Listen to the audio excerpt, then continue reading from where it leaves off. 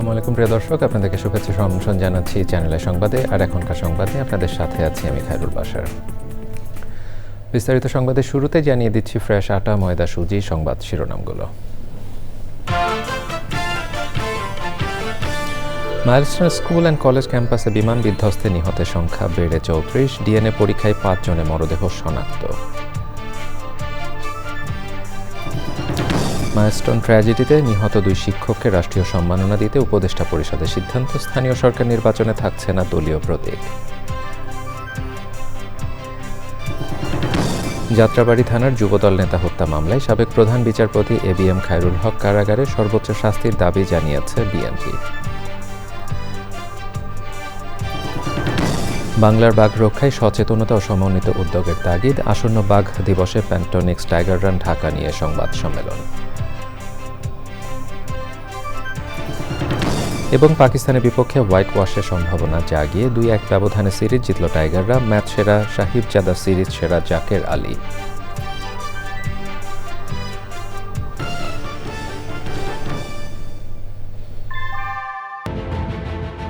Primacy in build. German technology, Bangladesh's first Thermix rod. Salam Steel Thermax. প্রিয় দর্শক, এতক্ষণ সংবাদ শিরোনামগুলো জানাচ্ছিলাম। এখনকার সংবাদ আয়োজন একই সঙ্গে চ্যানেল আইয়ের ইউটিউব চ্যানেল এবং চ্যানেল আইয়ের ওটিটি প্ল্যাটফর্ম আইস্ক্রিনে লাইভ স্ট্রিমিং হচ্ছে। এবারে নিয়ে যাচ্ছি বিস্তারিত আয়োজনে। মাইলস্টোন ট্র্যাজেডিতে নিহতের তালিকায় যুক্ত হলো মাহাত্তাব রহমান ও মাহিয়া নামে আরও 2 শিক্ষার্থীর নাম।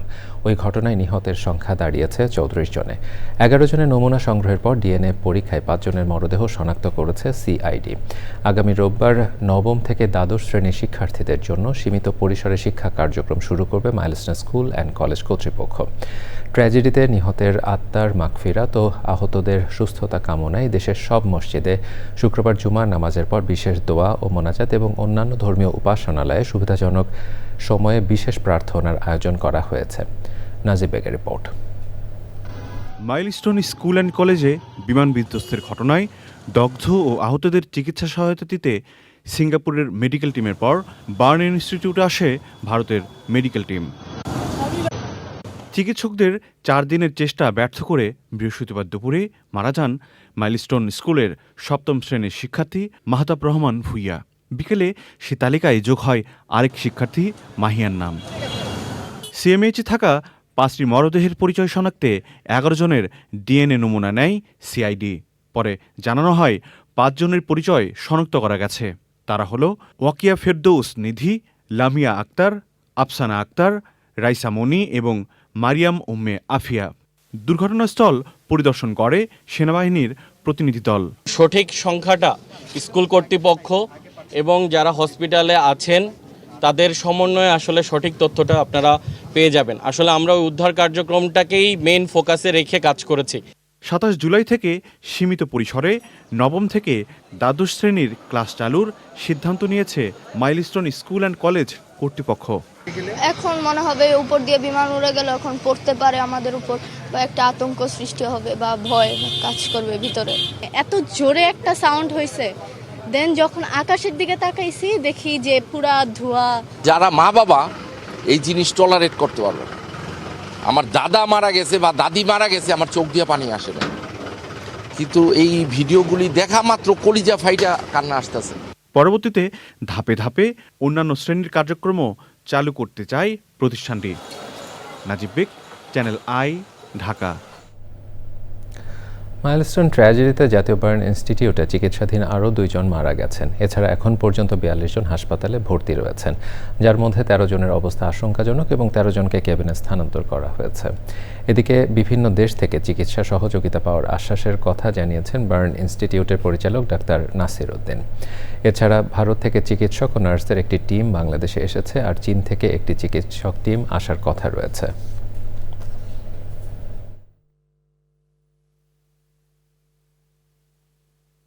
গত 24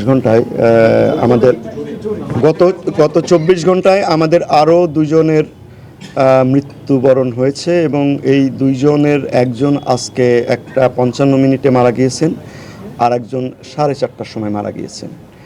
এটা আমাদের জন্য, আমরা খারাপ খবরটাই আসলে আপনাদেরকে আগে দিচ্ছি। আর ভালো খবরের মধ্যে হচ্ছে যে আমরা গত 2 দিনে আমাদের 13 জন পেশেন্টকে আমরা কেবিনে স্থানান্তর করতে পেরেছি। এটা আমাদের জন্য একটা ভালো খবর এবং তাদের অনেককেই হয়তো আমরা আগামী 2-1 দিনের মধ্যে বাসায় পাঠাতে পারবো। এটা আমরা মনে করি যে এটা আমাদের জন্য একটা ভালো খবর। ক্রিটিক্যাল পেশেন্টের ক্ষেত্রে গতকাল যেমন 8 জনের একটা তালিকা আমরা দিয়েছিলাম, আজকে সেটা 6 জনে আছে, কারণ যেহেতু 2 জনের মৃত্যু ঘটেছে।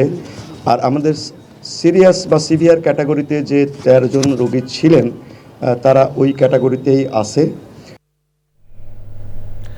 স্থানীয় সরকার নির্বাচনে থাকছে না দলীয় প্রতীক। এ সংক্রান্ত 4টি আইনে সংশোধনী উপদেষ্টা পরিষদের বৈঠকে অনুমোদন দেওয়া হয়েছে।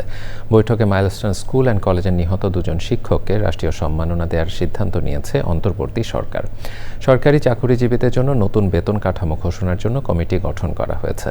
চকর মালিথার রিপোর্ট।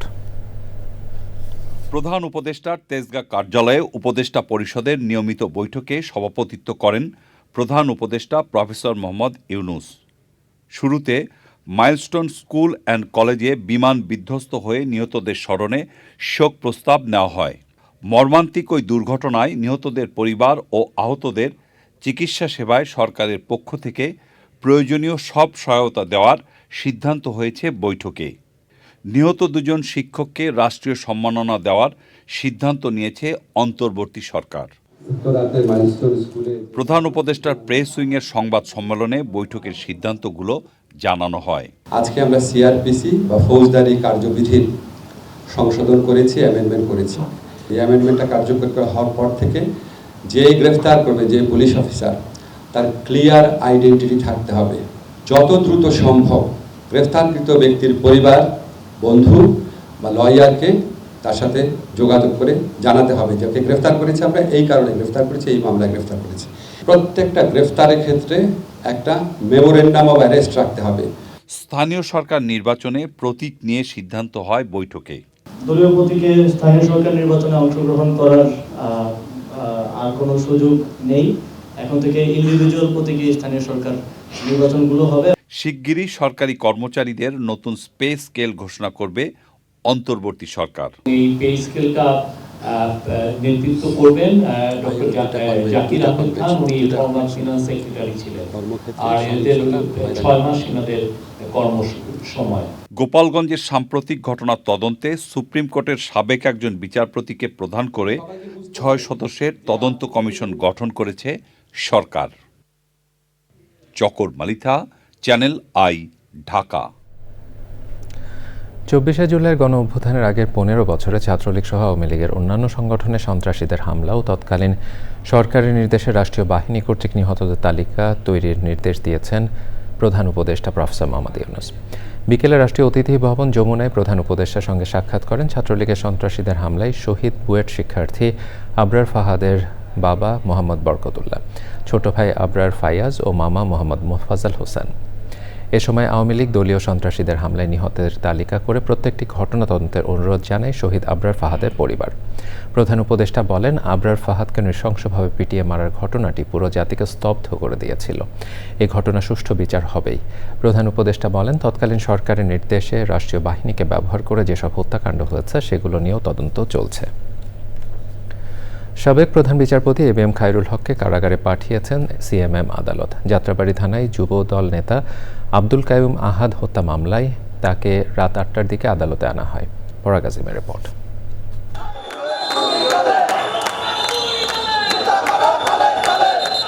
তত্ত্বাবধায়ক সরকার ব্যবস্থা বাতিল করে রায় দেওয়া সমালোচিত সাবেক প্রধান বিচারপতি এবিএম খায়রুল হককে বৃহস্পতিবার সকালে ধানমন্ডির বাসা থেকে আটক করে গোয়েন্দা পুলিশ।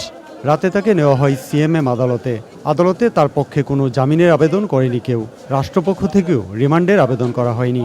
দীর্ঘ শুনানির পর আদেশ দেন আদালত। উনি বিচারপতি দায়িত্ব পাওয়ার পর উনি নির্বাচন তত্ত্বাবধায়ক সরকারের পদ্ধতি বাতিল করার পর যে অত্যাচার নির্যাতন হয়েছে এবং গুম, কুম, হত্যা এবং আয়নাগর তৈরি হয়েছে উনার বদলতে হয়েছে। শেখ হাসিনা আজকে স্বৈরাচার হয়েছে উনার কারণে। আমরা রাষ্ট্রপক্ষে শুনানি করি, উনার পক্ষে কোনো আইনজীবী দাঁড়ায় নাই, উনাকে বিজ্ঞ আদালত জেল হাজতে প্রেরণ করেন। আদালতে খায়রুল হকের বিভিন্ন রায়ের সমালোচনা করে বক্তব্য রাখেন বিএনপিপন্থী আইনজীবীরা। আজকে আমরা এই কথাগুলি বললাম, এই দেশে হাজার হাজার মানুষকে হত্যার জন্য সে দায়ী, শত শত মানুষকে গুম করার জন্য সে দায়ী।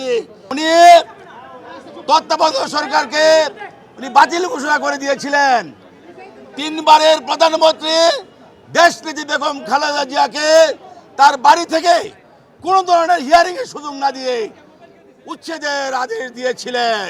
শুনানির পর কড়া পুলিশ পাহারায় খায়রুল হককে কারাগারে নেওয়া হয়। পরাগ আজিম, চ্যানেল আই, ঢাকা। বিলম্বে হলেও সাবেক প্রধান বিচারপতি এবিএম খায়রুল হককে আটক করার অন্তর্বর্তী সরকারকে ধন্যবাদ জানিয়েছে বিএনপি। চেয়ারপারসনের গুলশান কার্যালয়ে দলের মহাসচিব মির্জা ফখরুল ইসলাম আলমগীর সাংবাদিকদের বলেছেন, নিজের পদ ব্যবহার করে রাষ্ট্রের অনেক ক্ষতি করেছেন খায়রুল হক। তার সর্বোচ্চ শাস্তিরও দাবি জানিয়েছেন বিএনপি মহাসচিব। Rahul Roy report. Uttara milestone school and college ক্যাম্পাসে বিমান দুর্ঘটনায় নিহত হয়েছে একই পরিবারের 3 শিশু। দিয়াবাড়িতে তাদের বাসায় গিয়ে পরিবারের সদস্যদের সঙ্গে দেখা করেন বিএনপি মহাসচিব মির্জা ফখরুল ইসলাম আলমগীর। পরিবারের সদস্যদের সান্ত্বনা দেন তিনি। শিশুর মৃত্যু সংবাদ শুনি, বিশেষ করে কোনো দুর্ঘটনা যখন ঘটে তখন আমাদেরকে ব্যথিত করে, আহত করে।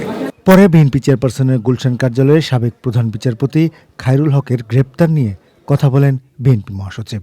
আল্লাহর কাছে শুকরিয়া জানাতে চাই যে বাংলাদেশের একজন বড় শত্রু, যিনি বাংলাদেশের একটা বিশাল ক্ষতি করেছেন একটা বিরাট পদে থেকে, এবং সেই পদ থেকে তিনি বাংলাদেশের ভাগ্য নির্ধারণ করার একটা ব্যাপারে দায়িত্ব ছিলেন। সেখানে তুমি সেই জায়গায় প্রতারণার আশ্রয় নিয়েছেন, জনগণের সঙ্গে প্রতারণা করেছেন, রাষ্ট্রের সঙ্গে প্রতারণা করেছেন সাবেক বিচারপতি খায়রুল হক সাহেব।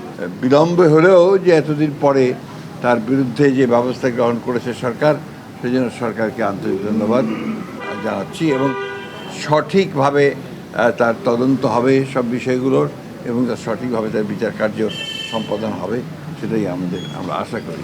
সাবেক প্রধান বিচারপতির গ্রেপ্তারে প্রতিক্রিয়া জানান আইনজীবীরাও। খায়রুল হক ভেবেছিলেন যে পালিয়ে বেঁচে যাবেন। আমি তখনও বলেছিলাম, 2012 সনে বলেছিলাম, আপনার বিচার অবশ্যই জনতার আদালতে হবে।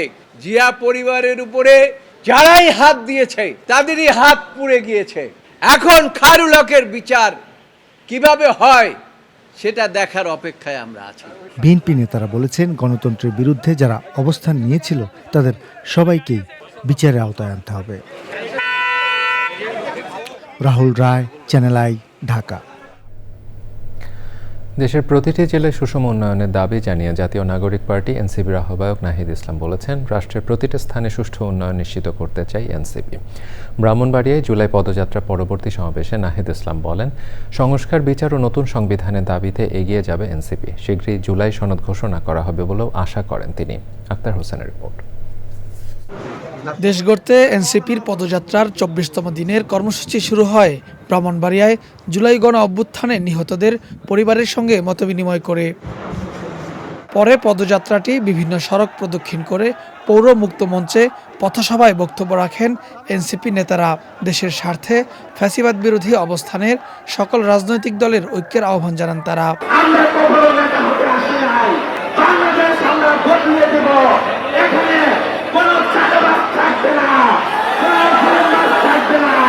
বাংলাদেশের জনগণকে, নাগরিকদেরকে তাদের ক্ষমতা বুঝিয়ে দিতে এবং নাগরিকদের অধিকার ফিরিয়ে দিতে আমাদের রাজনীতি চলমান থাকবে। এই সংসদ প্রস্তাবের আশু বাস্তবায়নের মধ্য দিয়ে একটি গ্রহণযোগ্য নির্বাচনের দিকে যেতে হবে। সেটির পূর্বে দৃশ্যমান বিচার এবং সংস্কার নিশ্চিত করতে হবে। আমাদের আপার হাউসে মোদি বিরোধী আন্দোলনে ব্রাহ্মণবাড়িয়ায় নিহতদের রাষ্ট্রীয় স্বীকৃতি এবং আবাসিকে গ্যাস সংযোগ দেওয়ার দাবি জানান নাহিদ ইসলাম। ঢাকা, ময়মনসিংহ সহ বাংলাদেশের বৃহত্তর জনগোষ্ঠী গ্যাসের চাহিদা পূরণ করলেও ব্রাহ্মণবাড়িয়ার মানুষ গ্যাস থেকে বঞ্চিত রয়েছে। আমরা সেই উন্নয়নের রাষ্ট্র চাই না যেখানে নিজের জনগণ, নিজের এলাকার মানুষ উন্নয়ন থেকে বঞ্চিত হয় এবং শুধু কেন্দ্র সে উন্নয়ন পায়। আমরা মনে করি উন্নয়ন মানে শুধু ঢাকার উন্নয়ন নয়, বাংলাদেশের প্রত্যেকটি জেলায় উন্নয়নের সুষম বন্টন হতে হবে। হবিগঞ্জেও পদযাত্রা ও পথসভা করেছে এনসিপি। Akhtar Hossain, Channel I.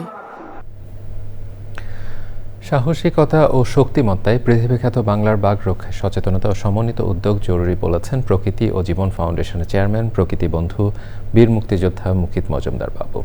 বাঘ দিবস উপলক্ষে অনুষ্ঠেয় প্যান্টনিক্স টাইগার রান ঢাকা 2025-এর টি শার্ট, ক্যাপ, মেডেল ও ব্যাকপ্যাক উন্মোচন ও সংবাদ সম্মেলনে যোগ দিয়ে বিশিষ্টজনেরা পরিবেশ বান্ধব পরিকল্পনা ও সমন্বিত উদ্যোগে গুরুত্ব আরোপ করেন।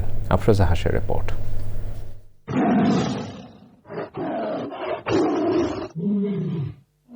বাংলাদেশের গর্ব, অদম্য সাহস আর ক্ষিপ্রতার প্রতীক বেঙ্গল টাইগার। চোরা শিকার, আবাসস্থল ধ্বংস, খাদ্যাভাব ও জলবায়ু পরিবর্তনজনিত প্রাকৃতিক বিপর্যয়ে বিপন্ন বাংলার বাঘ। এমন বাস্তবতায় বাঘের প্রাকৃতিক আবাসস্থল সুন্দরবন সংরক্ষণে জনসচেতনতা বৃদ্ধিতে আয়োজিত হচ্ছে প্যান্টনিক্স টাইগার রান ঢাকা 2025। ওরাই জানে অজেয়কে জয় করতে, ওরাই পারে বাঘের মতো বাংলাদেশকে বিশ্বের কাছে তুলে ধরতে। সংবাদ সম্মেলনের শুরুতেই মাইলস্টোন ট্র্যাজেডিতে হতাহতদের স্মরণে 1 মিনিট নীরবতা পালন করা হয়। সুন্দরবনের অতন্দ্র প্রহরী বাংলার বাঘই নয়, বাস্তুতন্ত্রের ভারসাম্য রক্ষায়, জীববৈচিত্র্য সংরক্ষণে গুরুত্বারোপ করেন বিশিষ্টজনেরা। 5:30 দৌড়টা শুরু করার চেষ্টা করব এমপি থিয়েটার থেকে। শুধু একটা রাউট হবে, 7.5 কিলোমিটার হলো হাতিরঝিলের রাউট। তো আমরা একটা রাউটই করছি, কারণ আমরা প্রথমবার শুধু সচেতনতাই করতে চাই, তারপর হয়তো আমরা ফুল ম্যারাথনের দিকে যাব। বাঘ শুধুমাত্র আমাদের এক জাতীয় পশু না, এটা আমাদের ন্যাশনাল সিম্বল, এটা আমাদের কালচারের সাথে ওতপ্রোতভাবে জড়িত। ভবিষ্যতের যারা নতুন প্রজন্ম আসবে তারা যেন আরও বেশি সচেতন হয় এবং আমরা যাতে আমাদের ন্যূনতম দায়িত্বটুকু পালন করতে পারি এবং দেশে বাঘ রক্ষার কাজটা যাতে আমরা মানুষের মধ্যে ছড়িয়ে দিতে পারি। বাঘকে টিকিয়ে রাখার জন্য কিন্তু ব্যাপক গণসচেতনতার প্রয়োজন। আমরা জাতীয়ভাবে এবং আন্তর্জাতিকভাবে যদি এই বিষয়ে কাজ করি, তাহলেই কিন্তু এই যে বিপন্ন প্রজাতি সেই বাঘকে আমরা টিকিয়ে রাখতে পারবো। বাঘের সাথে বনের সম্পর্ক, আবার বনের সাথে মানুষের সম্পর্ক, সব কিছুই কিন্তু একটির সাথে আরেকটি কোনো না কোনোভাবে সম্পর্কিত। তো সেই বিষয়টি মাথায় রেখেই আমরা কাজ করছি। বন রক্ষা, আমাদের যে জীববৈচিত্র্য সংরক্ষণ এবং আমাদের যে বাংলার গর্ব, সাহসিকতার প্রতীক বাঘ, এবং আমাদের যে গর্বের আরেকটি বিষয় যে ওয়ার্ল্ড লার্জেস্ট ম্যানগ্রোভ সুন্দরবন, এটি রক্ষারও একটি প্রতিশ্রুতি বলে আমি মনে করি। ভবিষ্যতের বাসযোগ্য ধরিত্রী বিনির্মাণে, প্রাণ প্রকৃতি রক্ষায় বিশ্বব্যাপী সচেতনতার বার্তা ছড়িয়ে দেওয়ার আহ্বান জানান প্রকৃতি বন্ধু বীর মুক্তিযোদ্ধা মুকিত মজুমদার বাবু। বাংলাদেশের আমাদের গর্বের যে প্রাণী এবং শৌর্য বীর্যের যে প্রতীক, সেই বেঙ্গল টাইগার যেন বেঁচে থাকে এবং বংশবৃদ্ধি হয় এবং আমরা যেন তাদের আমাদের পাশেই রাখতে পারি। এই যে গাছ বলি এবং জীববৈচিত্র্য বলি নানা ধরনের, সেগুলো কিন্তু রক্ষা করা যেত না যদি বেঙ্গল টাইগার না থাকতো। যাই আছে আমাদের চারপাশে, যে ধরনের প্রাণী আছে, সবাইকে কিন্তু আমাকে রক্ষা করতে হবে। আমাদের এই পরিবেশ প্রকৃতি কিন্তু দিন দিন বাংলাদেশের এমন একটি জায়গায় চলে যাচ্ছে, সেখানে আমরা আমাদের আশেপাশের গাছপালা, প্রাণী, এই সব কিছুকে যদি রক্ষা না করতে পারি, দুর্বিষহ হয়ে যাবে আমাদের জীবন এই বাংলাদেশে। এবং আমরা আমাদের ভবিষ্যৎ প্রজন্মের জন্য কী রেখে যাচ্ছি সেটাও কিন্তু ভাবতে হবে, যদি আমরা এখনই সচেতন না হই। যারা রেজিস্ট্রেশন করেছেন 26 তারিখের জন্য, তারা কিন্তু ফিজিক্যালি এখানে করছেন, দৌড়াচ্ছেন মিনি ম্যারাথনে, পাশাপাশি আমরা কিন্তু এটা ভার্চুয়ালি এই রানটা কিন্তু কন্টিনিউ করব এরপরেও, এবং সেটা আমরা এ মাসের শেষ পর্যন্ত কন্টিনিউ করব। আসলে অ্যাওয়ারনেসটা যত বেশি ছড়ানো যায় এবং সারা পৃথিবী ব্যাপে যত বেশি ছড়াতে পারবো আমরা এই সচেতনতা, ততই কিন্তু আমরা এই বাঘকে রক্ষা করতে পারবো। এরপর প্যান্টনিক্স টাইগার রান ঢাকা 2025-এর টি শার্ট, ক্যাপ, মেডেল ও ব্যাকপ্যাক উন্মোচন পর্ব শেষে সচেতনতার বার্তা নিয়ে আয়োজিত শোভাযাত্রা তেজগাঁওয়ের বিভিন্ন সড়ক প্রদক্ষিণ করে। প্রকৃতি ও জীবন ফাউন্ডেশনের আয়োজনে প্যান্টোনিক্স টাইগার রান 2025-এর title sponsor Incepta pharmaceuticals limited, media partner channel I.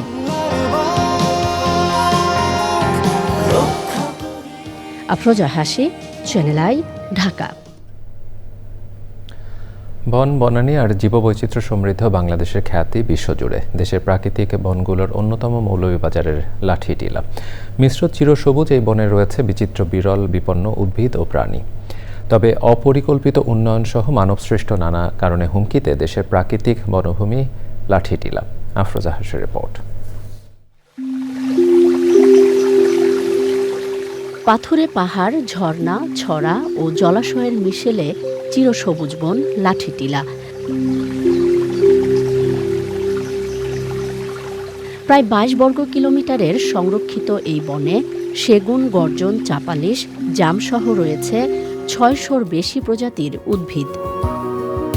বাঁশ ও বাঁশজাতীয় উদ্ভিদের আধিক্য থাকলেও বুনো অর্কিডও দেখা যায় লাঠিটিলায়। পরাশ্রয়ে এসব উদ্ভিদের বর্ণিল ফুলে রঙিন হয়ে থাকে পুরো বন। এশীয় হাতি, মেছো বিড়াল, গন্ধগোকুল, চশমা পরা হনুমান, মুখ পোড়া হনুমান, লাল বানর, লজ্জাবতী বানর, উড়ন্ত কাঠবিড়ালি সহ এই বনে দেখা মেলে বিপন্ন অনেক প্রাণীর।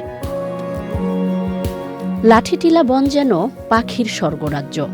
শিকারী পাখি, কালোবাজ, তিলা নাগ ঈগল, পাতি ময়না, পাহাড়ি নীলকান্ত ও মৌটুসি সহ বিভিন্ন প্রজাতির পেঁচার বিচরণ এই বনে।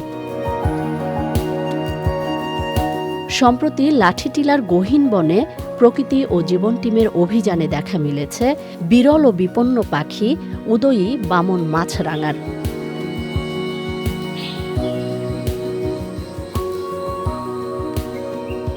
বর্ণিল প্রজাপতিদেরও উৎকৃষ্ট আবাসস্থল লাঠিটিলা। বনের ফুলে ফুলে উড়ে বেড়ায় দুর্লভ সব প্রজাপতি। আর ছড়ার পানিতে দেখা যায় চিংড়ি সহ হরেক রকমের ছোট ছোট মাছ। তবে বনজ সম্পদের অতিরিক্ত আহরণ সহ পরিবেশ বিরোধী নানা কর্মকাণ্ডে বিপন্ন বনের জীববৈচিত্র্য।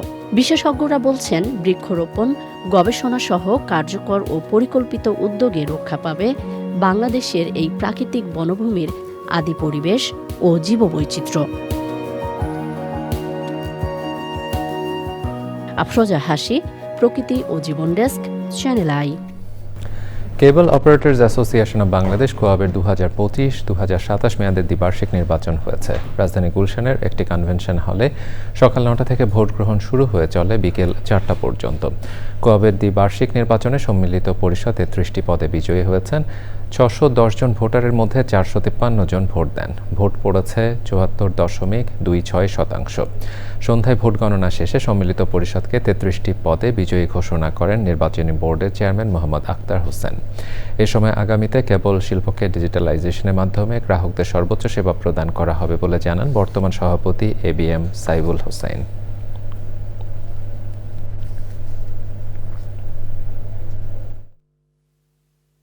যারা আমরা বিজয়ী হয়েছি এবং যারা জয়ী হতে পারেনি সবাইকে আমাদের পক্ষ থেকে শুভেচ্ছা জানাচ্ছি।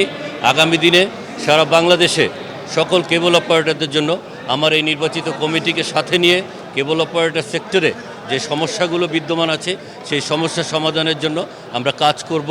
আমরা চাই আগামী দিনে এই কেবল টিভি সেক্টরটি একটি শক্তিশালী সেক্টর হিসেবে আমরা যেন এটাকে রূপান্তর করতে পারি। প্রিয় দর্শক, আবার আমন্ত্রণ জানাচ্ছি চ্যানেলের সংবাদে। সুনামগঞ্জে জলবায়ু পরিবর্তন ও দুর্যোগ ঝুঁকি প্রশমন বিষয়ক প্রকল্প হাওর সহনশীলতা প্রস্তুতি উদ্যোগ পর্যালোচনা সভা অনুষ্ঠিত হয়েছে। ঢাকা আহসানিয়া মিশনের নির্বাহী পরিচালক মোহাম্মদ শাহিদুল কাইয়ুম দুলালের সভাপতিত্বে সভায় প্রধান অতিথি ছিলেন জেলা প্রশাসক ডক্টর মোহাম্মদ ইলিয়াস মিয়া। বিশেষ অতিথি ওয়ার্ল্ড ভিশন বাংলাদেশের সিনিয়র ম্যানেজার কাজল আলফন্স দ্রং সহ অন্যরা বক্তব্য রাখেন। বক্তারা জানান, প্রকল্পের অধীনে জলবায়ু অভিযোজন ও দুর্যোগ প্রস্তুতি, ক্ষয়ক্ষতি প্রশমন ব্যবস্থা শক্তিশালীকরণ, জীববৈচিত্র্য প্রতিবেশ সংরক্ষণ, জরুরি সাড়া ও পুনরুদ্ধার কার্যক্রম অন্তর্ভুক্ত রয়েছে। কোনো ধরনের বজ্রপাত, অধিক বৃষ্টি, আগাম বন্যা, আমাদের কিন্তু এগুলো আছে। আপনারা নতুন কি করবেন, মানে how is your intervention gonna make impact, এটা আপনারা বলা নেই। রবীন্দ্র বিশ্ববিদ্যালয়ে স্থায়ী ক্যাম্পাসের দাবিতে আন্দোলন সহ বিভিন্ন কর্মসূচির ঘোষণা দিয়েছেন বিশ্ববিদ্যালয়ের শিক্ষার্থীরা। 2016 সালে সিরাজগঞ্জের শাহজাদপুরে রবীন্দ্র বিশ্ববিদ্যালয় প্রতিষ্ঠিত হওয়ার পর শ্রেণীকক্ষ ও আবাসন সংকট, নিরাপত্তাহীনতা সহ নানা অসুবিধার কারণে শিক্ষার্থীদের স্বাভাবিক শিক্ষা কার্যক্রম বাধাগ্রস্ত হচ্ছে। বিশ্ববিদ্যালয়ের শিক্ষক, কর্মকর্তা ও কর্মচারীদেরও ক্যাম্পাসে না থাকায় দুর্ভোগের মধ্যে কাজ করতে হচ্ছে। বিশ্ববিদ্যালয়টি প্রতিষ্ঠার 8 বছর পার হলেও স্থায়ী ক্যাম্পাস নির্মাণে কোনো অর্থই বরাদ্দ দেওয়া হয়নি। এবারে নিটোল টাটা আন্তর্জাতিক সংবাদ।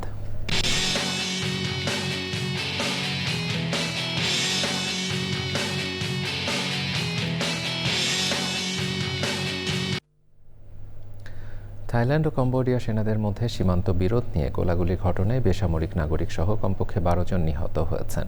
আহত হয়েছেন 2 থাই সেনা। এই ঘটনার পর থাইল্যান্ড সীমান্তবর্তী 86টি গ্রামের প্রায় 40,000 বেসামরিক নাগরিককে নিরাপদ স্থানে সরিয়ে নেওয়া হয়েছে। থাইল্যান্ডের সীমান্ত প্রদেশ সুরেইনের সব স্কুলও বন্ধ ঘোষণা করা হয়েছে। কম্বোডিয়াও তাদের সীমান্ত এলাকা থেকে কয়েক হাজার বাসিন্দাকে সরিয়ে নিয়েছে। কম্বোডিয়ার প্রতিরক্ষা মন্ত্রণালয় দাবি করেছে, থাইল্যান্ডে প্রথম হামলা চালিয়েছিল, পরে কম্বোডিয়া সেনারা আত্মরক্ষায় পাল্টা জবাব দেয়।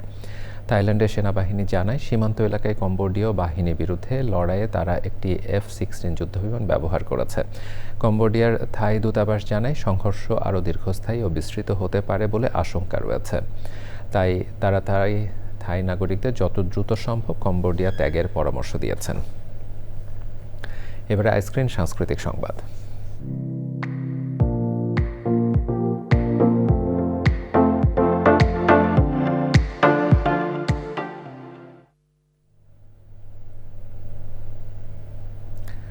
ঢাকা ব্যাংক আনন্দআলো সাহিত্য পুরস্কার 2025 ঘোষণা করা হয়েছে। এবছর পুরস্কারে ভূষিত হয়েছেন কবিতায় আব্দুল হাই শিকদার, শিশু সাহিত্যে আমিরুল ইসলাম ও মাহবুবা চৌধুরী, উপন্যাসে সাদাত হোসাইন ও শানের দেবী শানু, প্রবন্ধে মোহাম্মদ এজাজ ও মাহবুব আজিজ এবং প্রথম বই শাখায় দিদারুল আলম। গত 21 বইমেলায় প্রকাশিত শ্রেষ্ঠ বইয়ের জন্য এই পুরস্কার ঘোষণা করা হয়। শীঘ্রই পুরস্কারপ্রাপ্ত গুণী লেখকদের হাতে পুরস্কার তুলে দেওয়া হবে।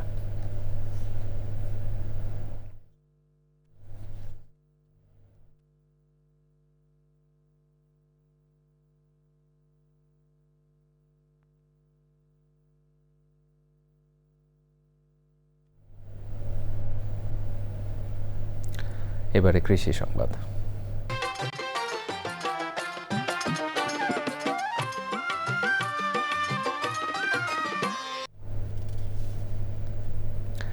নেত্রকোনায় অসময়ে লাউয়ের আবাদ করে সফল হয়েছেন পলাশ খন্দকার। অনুপ্রাণিত হয়ে আশেপাশের অনেক কৃষক অসময়ে লাউ চাষে আগ্রহী হয়ে উঠেছেন।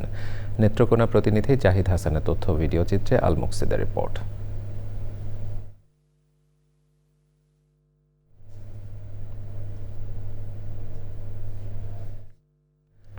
বাগেরহাটের মোরেলগঞ্জে 45 প্রজাতির দেশি বিদেশি আম গাছের বাগান করে তাক লাগিয়ে দিয়েছেন মোহাম্মদ রেজাউল আহসান। ফলন ভালো হয় বিদেশি জাতের আম বাগান গড়ে তুলতে আগ্রহী হচ্ছেন অনেকেই। বাগেরহাট সংবাদদাতার তথ্য ভিডিও চিত্রে আল মুকসিদের রিপোর্ট। বাগেরহাটের মোরেলগঞ্জের মাটিতে বিদেশি জাতের আম বাগান গড়ে তুলেছেন মোহাম্মদ রেজাউল আহসান। 2017 সালে শুরু করা তার এই বাগানে শুধু চিয়াংমাই ও চাকাপাত নয়, রয়েছে ব্ল্যাকস্টোন, রেড পালমার, মিয়াজাকি সহ বাহারি জাতের সব আম। তার 8 বিঘা জমির ওপর তৈরি করা বাগানে রয়েছে প্রায় 25 প্রজাতির দেশি বিদেশি আম। বিষমুক্ত অর্গানিক আম যারা খেতে চায়, পরবর্তী প্রজন্মের কথা চিন্তা করেই আমার বাণিজ্যিকে আসা, এবং বর্তমানে আমার বাগানের উৎপাদন প্রায় 150 থেকে 200 মণ। আমি চাচ্ছি এটাকে 400 মণে উন্নীত করার জন্য। ফলন ভালো হওয়ায় আম সংগ্রহে ব্যস্ত সময় পার করছেন বাগান পরিচর্যা কাজে নিয়োজিত শ্রমিকরা। এখানে কোনো কীটনাশক দেওয়া হয় না, কোনো হয় না। এখানে পোকা দমনের এই যে ভাত তৈরি করি, এই আমরা খাইয়া এই এলাকার এই অঞ্চলের যত লোকজন আছে খাই খুব সুস্বাদু খাবার। এই জন্য আমরা এই বাগান থেকে আম বিক্রি হয় বেশি। মুকুল দাসের সেচটি আমি বাগানে পরিচর্যা করতে আসি, এখন আম পারি আমি বিক্রয় করতে আসি। উন্নত কৃষি চর্চার মাধ্যমে কৃষক যদি আমের উৎপাদন করতে পারে, তাহলে আগামীতে সাতক্ষীরার মতো বাগেরহাট থেকেও আম রপ্তানি করা সম্ভব বলছেন সংশ্লিষ্টরা। আল মুকসিদ, চ্যানেল আই। এবারে প্রকৃতি সংবাদ।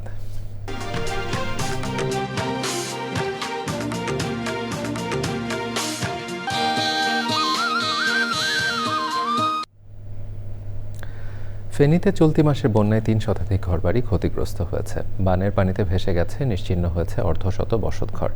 মাথা গোঁজার ঠাঁই হারিয়ে মানবেতর জীবনযাপন করছেন ক্ষতিগ্রস্তরা। ইতিমধ্যে পুনর্বাসনের কাজ শুরু করেছেন জেলা প্রশাসন। সংবাদদাতাদের তথ্য ও ভিডিও চিত্রে সৈয়দ মাদিহ অদিতের রিপোর্ট।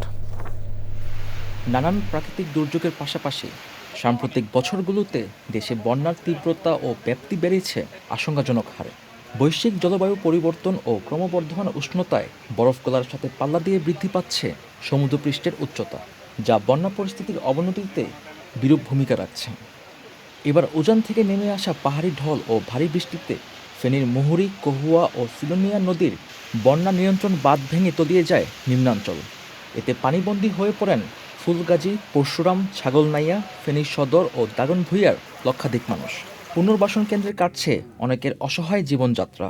যদি ঘর করে দে আমরা মাথা গোজার টাইয়ে পাইলাম। আমরা এখন অসহায় অবস্থা আছি। পিছনে আমার দোকান ছিল, মোরে নদীর ভাঙ্গিয়ে হঠাৎ করে আমার সবকিছু নিয়ে নিছে। প্রতিদিন আসি দেখি আর কিন্তু কোনো অবস্থা নেই। তবে পুনর্বাসন ইস্যুতে রয়েছে প্রশাসনের ধীরগতির অভিযোগ। ঊর্ধ্বতন কর্তৃপক্ষের কাছে মিনিস্ট্রিতে পাঠাবো, তখন আমাদের যে 48টা ঘর ক্ষতি হয়েছে এদের পরবর্তী সহযোগিতা আমরা প্রশাসনিকভাবে ব্যবস্থা নেব। এমন বাস্তবতায় ক্ষতিগ্রস্তদের তথ্য সংগ্রহ শেষে জরুরি পুনর্বাসনের আশ্বাস দায়িত্বশীলদের। যাদের গড় ক্ষতিগ্রস্ত হয়েছে আমরা দ্রুততর সময়ে তাদের গড়গুলো পুনর্নির্মাণের জন্য আমরা কাজ করব। আমরা চাই যে তাদের এই মানবেতর জীবনযাপন থেকে তাদেরকে দ্রুত তাদের বাড়ি ঘরে ফিরিয়ে দেওয়ার ব্যবস্থা করা হোক। জীবন জীবিকা রক্ষায় বন্যায় কবলিতদের দ্রুত আবাসন নিশ্চিতের দাবি স্থানীয়দের। সৈয়দ মাদিহ অদিত, প্রকৃতি ও জীবন ডেস্ক, চ্যানেল আই। এবারে ঢাকা ব্যাংক পিএলসি বাণিজ্য সংবাদ।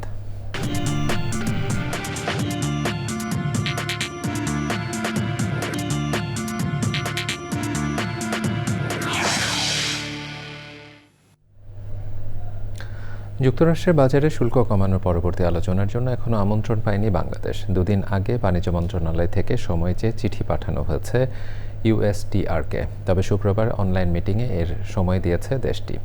বাণিজ্য উপদেষ্টা শেখ বশিরউদ্দিন সচিবালয়ে সাংবাদিকদের একথা জানান। 1 আগস্টের আগেই যুক্তরাষ্ট্র সরকার আলোচনার জন্য সময় দেবে বলে আশা করছেন উপদেষ্টা।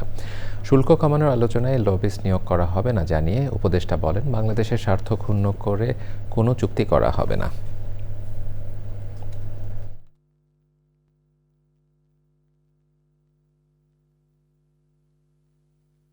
আমাদের জন্য যেরকম প্রয়োজন যুক্তরাষ্ট্রের জন্যও প্রয়োজন। যুক্তরাষ্ট্র এবং আমরা এই বিষয়ে আমাদের কর্মকাণ্ড কোনো স্থবিরতা নেই। আমাদের কর্মকাণ্ড যথেষ্ট গতিশীলতার সাথে আগাচ্ছে এবং আমরা আমাদের অবস্থানগুলোকে সঠিকভাবে তুলে ধরেছি। সক্ষমতার ভিত্তিতে আমাদের যা করণীয় সেই তুলে ধরার পরিপ্রেক্ষিতে আমরা এখন ওনাদের থেকে যেটা বলেছি আমন্ত্রণের অপেক্ষায় আছে। আমন্ত্রণ পেলেই চলে যাবে।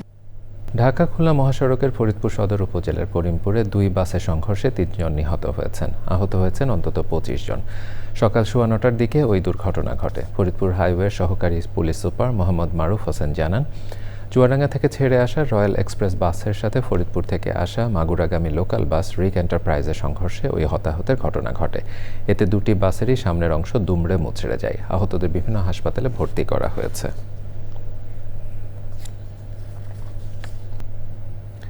প্রিয় দর্শক, সংবাদ শেষ করছি ফ্রেশ আটা ময়দা সুজি সংবাদ শিরোনামগুলো আরও একবার জানিয়ে। মাইলস্টোন স্কুল অ্যান্ড কলেজে ক্যাম্পাসে বিদ্যমান বিধ্বস্ত নিহতের সংখ্যা বেড়ে 34। ডিএনএ পরীক্ষায় 5 জনের মরদেহ শনাক্ত। মাইলস্টোন ট্র্যাজেডিতে নিহত 2 শিক্ষককে রাষ্ট্রীয় সম্মাননা দিতে উপদেষ্টা পরিষদের সিদ্ধান্ত। স্থানীয় সরকার নির্বাচনে থাকছে না দলীয় প্রতীক। যাত্রাবাড়ী থানায় যুবদল নেতা হত্যা মামলায় সাবেক প্রধান বিচারপতি এবিএম খায়রুল হক কারাগারে সর্বোচ্চ শাস্তির দাবি জানিয়েছে বিএনপি। বাংলার বাঘ রক্ষায় সচেতনতা সমন্বিত উদ্যোগের তাগিদ। আসন্ন বাঘ দিবসে প্যান্টনিক্স টাইগার রান ঢাকা নিয়ে সংবাদ সম্মেলন। এবং পাকিস্তানের বিপক্ষে হোয়াইট ওয়াশের সম্ভাবনা জাগিয়ে 2-1 ব্যবধানে সিরিজ জিতল টাইগাররা। ম্যাচ সেরা শাহিব জাদা, সিরিজ সেরা জাকের আলী।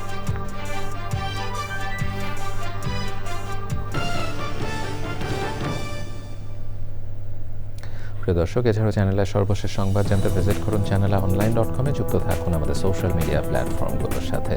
এতক্ষণ চ্যানেলের সংবাদের সাথে থাকবার জন্য সকলকে ধন্যবাদ জানিয়ে বিদায় নিচ্ছি। শুভেচ্ছা।